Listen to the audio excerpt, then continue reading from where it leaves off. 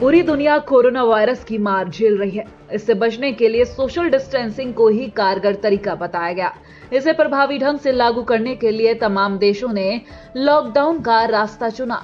लेकिन कुछ वैज्ञानिकों का कहना है कि कब तक कोरोना वायरस से बचने के लिए छिपकर बैठना होगा।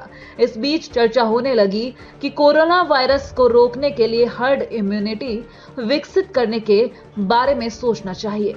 कुछ वैज्ञानिकों का मानना है कि हर्ड इम्यूनिटी सिस्टम यानी कि सामूहिक प्रतिरोधक क्षमता विकसित हो जाए तो कोरोना वायरस से मुकाबला करना आसान हो जाएगा। दुनिया भर के कई देश अलग अलग तरीके से कोरोना वायरस का सामना कर रहे हैं। कोई वायरस से बचने के लिए घरों में रहने की सलाह दे रहा है तो कोई घर से बाहर निकलकर कोरोना वायरस से लड़ने की बात पर अड़ा है।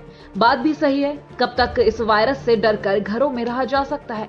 क्योंकि घरों में रहने से काम नहीं चलेगा। देश प्रगति के मार्ग पर तभी बढ़ेगा जब उद्योग धंधे शुरू होंगे। घर पर रहने से अर्थव्यवस्था बैठ जाएगी। नौकरियां जाने से खाने के लाले पड़ जाएंगे। कोरोना से लड़ने का पहला रास्ता कहता है कि घर पर ही रहो और दूसरा रास्ता कहता है कि घरों से बाहर निकलो। कहा जा रहा है कि लोग जब तक घरों में हैं तब तक ही ठीक है, लेकिन जैसे ही वो बाहर निकलेंगे तो वायरस उन्हें घेर लेगा। अब इसलिए वायरस का डटकर सामना करने की बात कही जा रही है। जितने ज्यादा लोग संक्रमित होंगे, इंसानों के शरीर में वायरस से लड़ने की उतनी ही क्षमता पैदा होगी। इसे ही हर्ड इम्यूनिटी कहते हैं।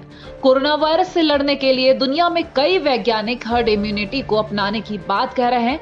कहा जा रहा है कि हर्ड इम्यूनिटी के जरिए कोरोना वायरस से बचा जा सकता है। अगर ये बात हकीकत में सच है तो इसके लिए इंसानों के एक बड़े समूह को कोरोना वायरस से संक्रमित होने दिया जाएगा।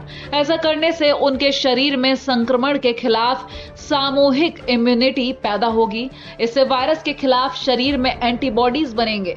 एंटीबॉडीज को उनके शरीर से निकालकर वैक्सीन तैयार की जा सकती है, जिसके बाद वायरस ना तो उन्हें और ना ही दूसरों को दोबारा संक्रमित करेगा। वैज्ञानिकों को वैक्सीन तैयार करने के लिए यही सबसे तेज तरीका इस वक्त सूझ रहा है। अगर इस तरीके से वैक्सीन तैयार नहीं की गई तो दुनिया की आधी आबादी खत्म हो सकती है, क्योंकि इस तरीके से जल्दी वैक्सीन तैयार की जा सकती है। पहले इंग्लैंड ने हर्ड इम्यूनिटी पर काम शुरू किया और फिर स्वीडन में इस पर काम शुरू हुआ। अमेरिका के मना करने के बाद भी स्वीडन हर्ड इम्यूनिटी लागू कर रहा है। इसका मतलब ये देश चाहते हैं कि ज्यादा संख्या में लोग संक्रमित हों और उनका शरीर वायरस के खिलाफ रोग प्रतिरोधक क्षमता विकसित करे। वैज्ञानिक इस बात पर भी ध्यान दे रहे हैं कि कुछ मामलों को छोड़कर जो मरीज कोरोना वायरस की वैक्सीन के बिना ठीक हुए हैं, उन्हें ये वायरस दोबारा छू भी नहीं रहा है। वैज्ञानिकों का कहना है कि कोरोना से ठीक हुए मरीजों पर रिसर्च होनी चाहिए। स्वीडन का कहना है कि वो इसी तरीके से कोरोना वायरस का सामना करेगा। जिन लोगों को इलाज की जरूरत होगी उन्हें अस्पताल में भर्ती कराया जाएगा, लेकिन वो पूरा देश बंद नहीं करेंगे।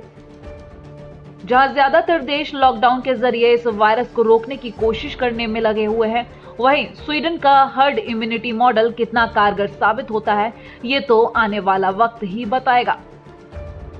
भारत में भी लॉकडाउन के तीसरे चरण में लोगों को छूट दी गई है। ग्रीन जोन में कारोबारी गतिविधियों को शुरू करने की इजाजत दे दी गई है। ऐसे में ये सवाल उठने लगा है कि क्या भारत ने भी स्वीडन के हर्ड इम्यूनिटी मॉडल पर काम करना शुरू कर दिया है? अगर ऐसा हो रहा है तो ये काफी खतरनाक हो सकता है, क्योंकि इसके लिए 60 से 85% आबादी को संक्रमित होना पड़ेगा, जिसके बारे में सोचकर ही रूह कांपने लग जाती है। अगर ऐसा होता है तो लोगों की मौत का आंकड़ा करोड़ में पहुंच सकता है।